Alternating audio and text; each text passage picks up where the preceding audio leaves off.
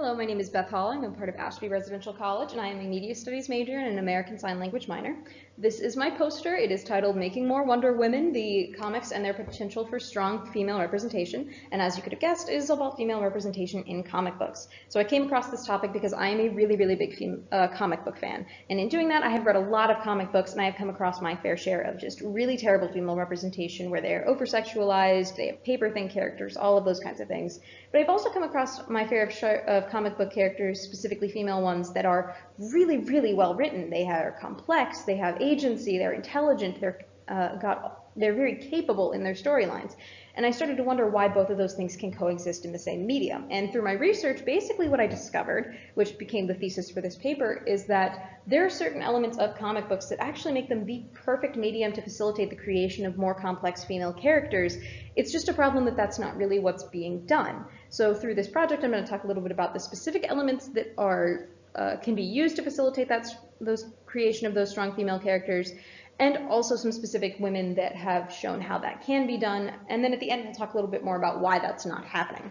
So the first thing we'll focus on is Kamala Khan as Miss Marvel, and comics' ability to spotlight characters that wouldn't normally be spotlighted in other forms of media. Most superhero comics are character-driven, meaning that the most important part of the superhero story is the struggles within the main characters. In the case of Kamala Khan, this aspect of comics is used to spotlight her struggles as a Pakistani-American teenager in modern America.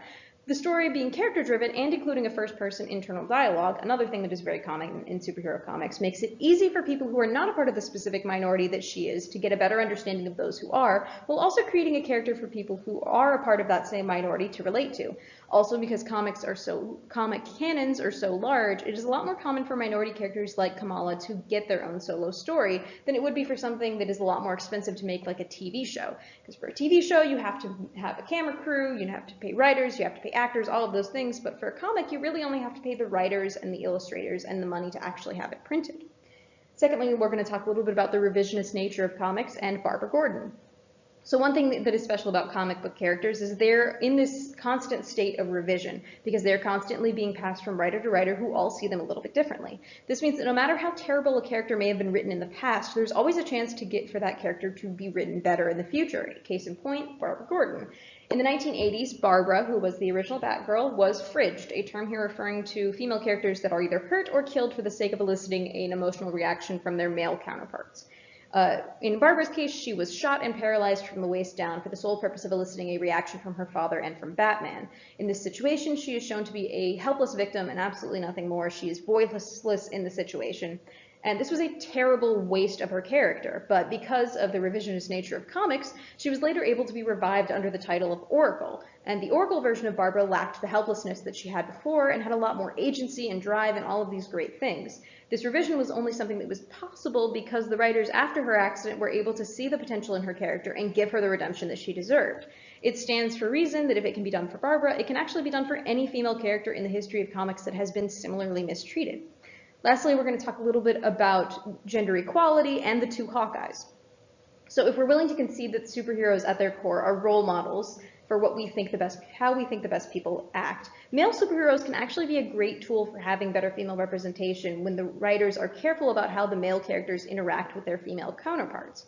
For example, the two Hawkeyes. Clint Barton and Kate Bishop currently share the title Hawkeye in the Marvel canon, which makes them kind of like partners.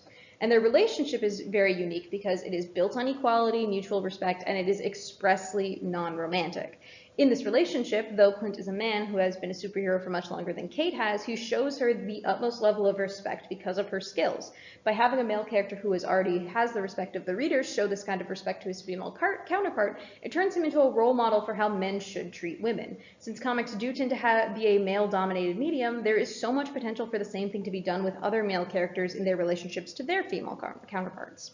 And with all this in mind, it leaves us with the question of why comics tend to be so sexist if they have such potential for good female representation. And it all lies in the one thing that ties all these examples together. And that being that all the writers who wrote these examples were being very intentional about what they were doing. While the comic medium has all of the tools needed to create more complex female characters, those tools are only useful if the writer is conscious enough to use them for that purpose. In a time when some of the biggest films are being made based on these very comics, I think it's time we need to start getting intentional about the way that our superheroines are being written. Because comics have the potential to make a difference in the lives of the women and girls who read them, but that can only happen if someone is willing to put in the effort to make sure that they are written with the same respect that we would expect for the male characters in the same stories.